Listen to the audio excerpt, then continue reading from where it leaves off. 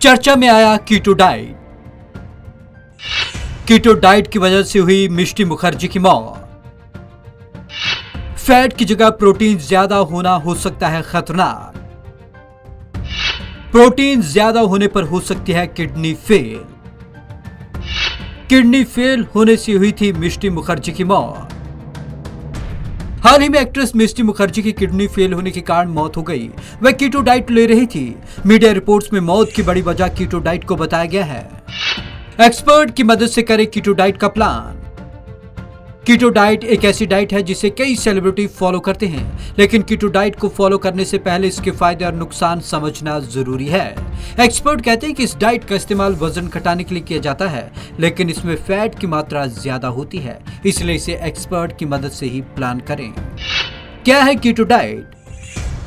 इसे ketogenic diet भी कहते हैं। ये फैट, प्रोटीन और कार्बोहाइड्रेट का कॉम्बिनेशन है। इसमें 65 से 70% फैट, 20 से 25% प्रोटीन और 5% कार्बोहाइड्रेट शामिल किया जाता है। कुछ लोगों को लगता है कि इसमें फैट का एक बड़ा हिस्सा शामिल होता है, इसलिए वजन बढ़ता है, जबकि ऐसा नहीं है।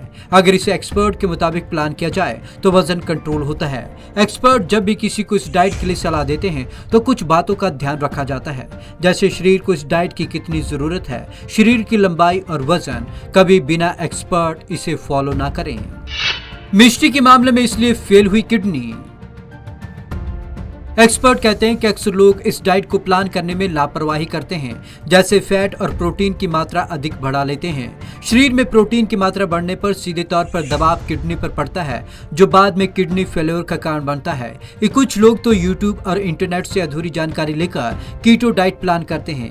ऐसे हालात में शरीर में कई तरह के पोषक तत्वों की कमी हो जाती है और फैट बढ़ जाता है, जो कि हृदय रोगों की वजह बन सकता है।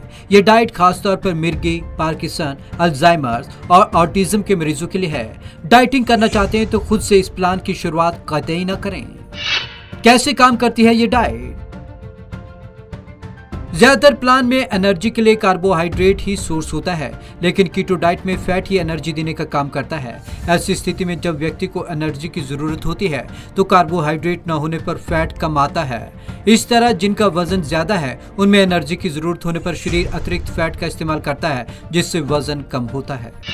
किन लोगों के लिए जरूरी है कीटो डाइट? यह मिर्गी के मरीजों के लिए फायदेमंद है। इसके अलावा जो वजन को कंट्रोल करना चाहते हैं वो इसे एक्सपर्ट की सलाह लेकर फॉलो करते हैं। आमतौर पर लोग डाइट में कार्बोहाइड्रेट अधिक लेते हैं। मिर्गी के मामलों में शरीर में मौजूद ग्लूकोज दौरों को तेज कर सकता है, इसलिए इस डाइट की मदद से कार्ब कम और फैट को बढ़ाकर मिर्गी के रोगियों का इलाज किया जाता है। कैसे हुई कीटोजेनिक डाइट की शुरुआत?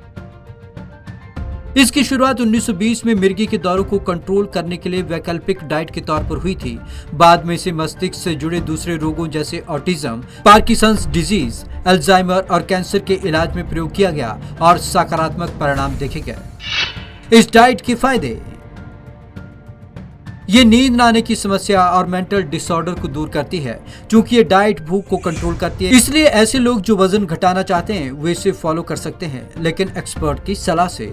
इसमें फैट की अच्छी मात्रा होने के कारण स्किन स्मूथ और चमकदार रहती है। Bureau report, Punjab Kesari TV, Chandigarh.